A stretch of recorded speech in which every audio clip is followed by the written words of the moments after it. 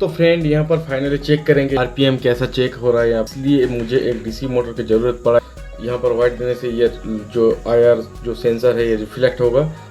तो चलिए स्टार्ट करते हैं मोटर को, देखिएगा।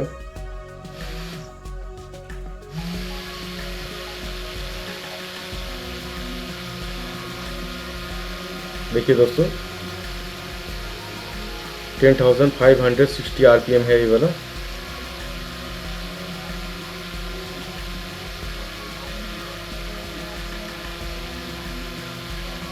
तो दोस्तों अगर वीडियो अच्छा लगे तो चैनल को प्लीज़ सब्सक्राइब और वीडियो को लाइक शेयर जरूर कीजिएगा ऐसा ट्यूटोरियल देखने के लिए। फिर मिलते हैं एक नया ट्यूटोरियल के साथ।